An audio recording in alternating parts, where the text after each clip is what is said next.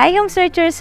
For today, we will explore this brand new modern two-story house here in Tahanan Village, Parañaque. My name is Eva and I am your real estate broker friend.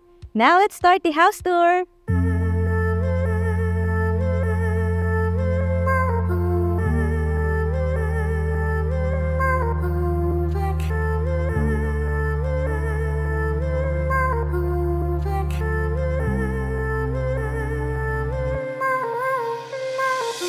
Dahil umuulan na, pasok na kagad tayo.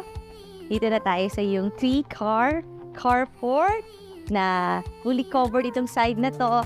At meron ditong ladder. Ito na kasi yung iyong driver's room. Ayan, hanggang dito yung iyong 3-car carport. Tapos ito sa side na to, ito na ang iyong helper's room. Ando na rin yung iyong utility kitchen, puntahan natin. Fully covered itong iyong daily kitchen. Meron ka diyang sink. Tapos meron ka ditong mga cabinets. Tapos ito nga yung helper's room na may tao ngayon. At merong door, syempre, papunta sa iyong main kitchen. Ayan naman ang iyong laundry area. Tapos mataas na rin yung iyong fence dito. Punta tayo sa other side. Let's go! Ang lot area ng iyong future house ay 292 square meters at ang floor area about 370 square meters at facing west yung ating facade. Ito yung other side of your house, yung iyong lush garden. Siyempre fully landscape na. So all throughout here may mga bamboos. Ang ganda ng garden, no? And punta na tayo sa iyong porch na covered naman kaya hindi na ako mababasa. Ito na yon. Nice din yung iyong malaking door. Tapos meron ka ditong side lights. At bago ko nga ipakita ang iyong future house, request ko rin na i-click mo na yung subscribe button ng ating channel na Home Search Philippines para updated ka lagi sa mga videos ng magagandang bahay. At ngayon nga, pasukin na natin. Let's go! And welcome to your modern, stunning house here in Tahanan Village. Pagpasok natin, merong kagad dalawang door dito. Siyempre, ito na yung iyong bedroom dito sa ground floor na pwede na nating ma-check. And this is a sizable bedroom na nasa corner, kaya meron ka rito window na may screen. Ito naman yung kabilang window natin. Ang harap nito is yung facade ng house. Tapos laminated wood flooring na durable, tsaka madali i-maintain. At itong bedroom na to may bathroom. Kasi nga pwede siyang guest room, pwedeng office. At may malaking bathroom mo. Meron ditong shower. It's your tempered glass shower enclosure. Ang ganda, no? Shower dito, may bathroom dish.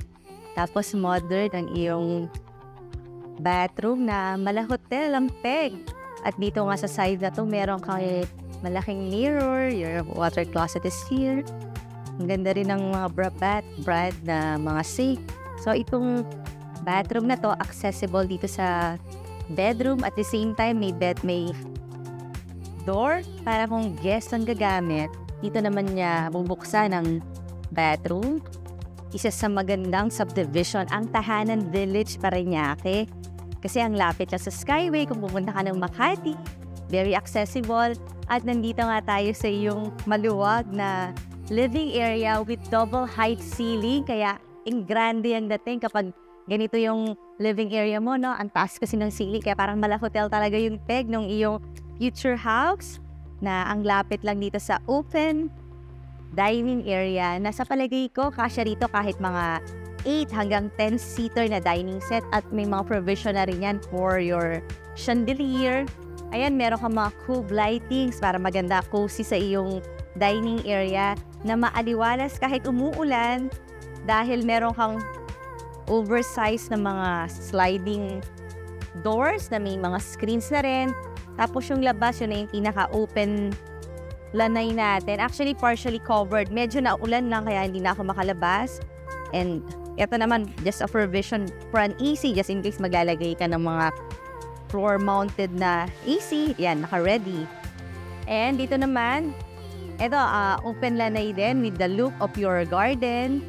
So, So, kaya ang aliwalas ng mga modern houses kasi ang lalaki ng mga doors, ang lalaki ng mga windows.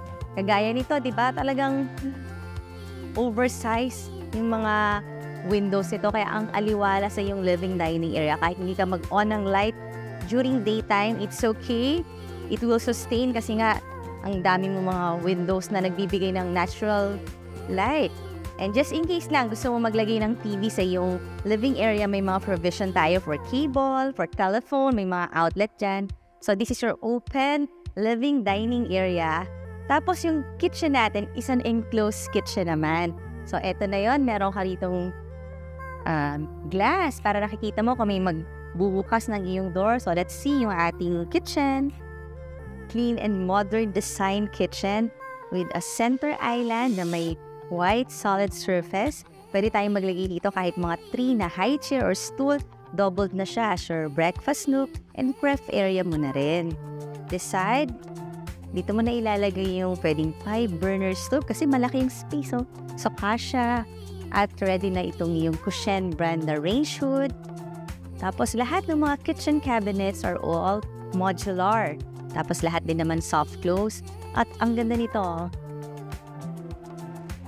So just in case may mga nakalagay ka doon mga appliances, pwede mo siyang itago para mas malinis tingnan ng iyong kitchen. Cute nito. Parang may pagka-modern talaga.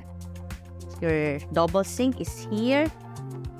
Ito, marami ring window sa iyong kitchen na may mga screens na.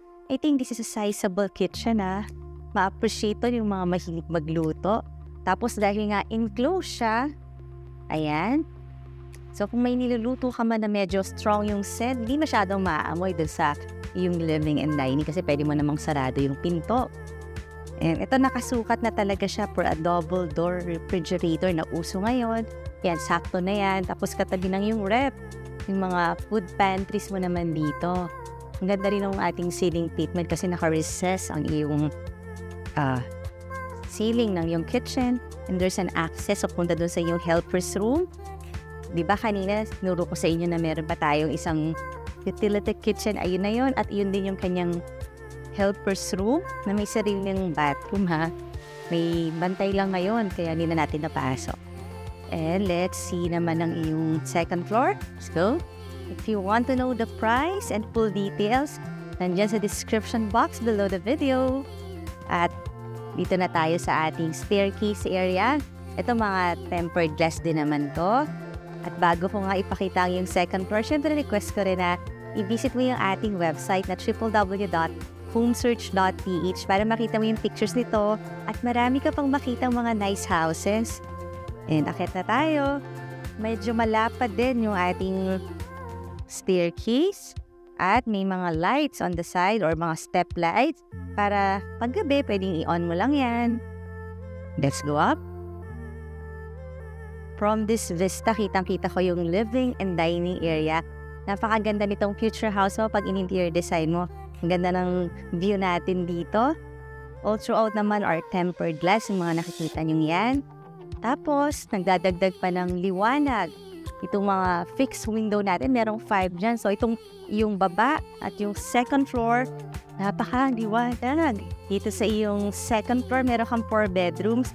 At ito na nga yung iyong master bedroom. But I will save it for last kasi maganda yung bathroom nun. Ang ganda pa rin ang view natin dito. Kita ko pa rin yung living and dining area. And these are the bedrooms. Napansin nyo, talagang mga oversized yung mga doors, matatangkad. So parang ang illusion natin, ang laki talaga ng house. So check natin yung first bedroom. At lahat ng mga bedrooms, generous yung space. So kahit maglagay ka rito ng mga king size na bed, kasha. Tapos meron ka na rin mga almost floor to ceiling height mga cabinets. At double na rin siya as media wall kasi ayan na may provision na for TV. So dito mo ilalagay yung magandang pwedeng TV or pwede rin mga computer just in case pwede dyan. So this is a modular cabinet na soft close. And ang maganda sa bahay na to, lahat ng mga rooms may own bathroom. Kagaya nito, let's see. Ayan, mga tempered glass din. May double shower ka rin. So, yun yung gusto natin, di ba? Yung mga bedroom, may kanya-kanyang bathroom para hindi nag-share yung ibang members of the family dun sa bathroom. Kasi minsan talagang private para sa yung mga bathrooms, diba? And that's your personal space. And let's check the other rooms. Ito na ang iyong next bedroom. Let's see. Another huge bedroom. Nakompleto na. Meron ka na talagang mga cabinet dito. May provision din para kung maglalagay ka ng TV, kompleto na. So that's good. At sabi ko nga sa inyo, each bedroom has its own bathroom. Pero ito ay medyo iba ng konting design. Pero nice din. Malapad yung kanyang sink area. May malaking mirror, may mga shelf din para patungan ng yung mga beauty products. At kung meron nga sa mga viewers natin na seller din at gustong ipabenta ang kanilang property, pwede niyo akong tawagan at pwede nating i-feature dito sa ating channel ang iyong property. And this is your space for your, sabi ko, kahit king size bed, kasha. Ganda rin ang style ng window nito. Meron ng screen, tas may awning type. So kahit naulan, hindi papasok yung water. Pero dito sa baba, talagang fixed window lang siya. And this one naman is a sliding window with screen. Let's see the others. Ito na yung third bedroom dito sa yung second floor. Pero ito ang ganda ng view natin dito kasi puro puno yung nakikita ko sa yung window. Tapos vacant lot lang naman siya. Ayan, may mga provision for AC. Tapos lahat ng flooring dito sa second floor are laminated wood flooring. Pero this one, ito yung magandang klase. Ayan, hindi ba? Pare-pareho silang may mga cabinet na. Ayan yung looks naman ng interior ng cabinet. Ayan o. Lahat may provision for cable. At ang dami mong storage. At ito pa nga yung sinasabi ko na may own bathroom. Silip na lang tayo. Ito medyo similar do sa first bathroom yung layout. Pero lahat sila may mga magagandang shower enclosure na tempered glass. Para sa akin talagang mabenta yung ganitong design ng bahay kasi ang ganda nga ng space planning nito. Imagine meron kang 5 main bedrooms, may maid's room pa, may driver's room pa, at may 3 vehicle carport, at lahat naman ng spaces ang luluwag, diba? And this is the door to your master bedroom na pwede na natin i-check. Let's go! Indeed, the biggest bedroom here in your house, your master bedroom. Dito ka naman pwedeng maglagay ng iyong king size bed or pwede rin naman dito sa side na to. So, iisip na lang yung iyong interior designer kung ano yung gusto mo. Kasi dito sa side na to, meron kang window naman both side. Tapos, may mga provision na rin for kung maglalagay ka dyan ng mga table, ng mga side table, or mga lamp. Ito naman yung AC provision. And this has a balcony. So, ito na lang master bedroom yung may own balcony. Ayan, tingnan natin. Ito, nakabukas na pala siya. Kung gusto mo talagang highly secured ang iyong family dito sa Tahanan Village. In terms of security talaga, very good sila. 24/7 yung kanilang security guards. Roving yan ha. Tapos ito na yung iyong mahabang balcony. Tapos these are all tempered glass. Mga lights ka rin dito. Pasok ulit tayo. And this is your master bathroom. See? Para sa akin, this is a wow bathroom. Gusto ko siya. Kasi ang laki. Tapos, nandito na rin ang iyong walk-in closet. Tapos, floor-to-ceiling height, mga modular cabinet. Ang gaganda, even the handle. So, tapos, meron ka pa ritong center island sa sarili mong bathroom para, syempre, pag nabibis ka, kailangan mong ipatong yung mga damit mo or yung mga accessories mo, diba? So, meron ka na kagad lalagyan dito. I think this is the hers closet. This is his closet. O, diba? Very smooth. Tapos, his and hers din yung sink. Ito mga medicine cabinet pa. Ayan, o. So, ang dami mong space paglalagyan ng mga creams, mga beauty products. Dito, marami ring mga storage. Ito na uli ang iyong center island.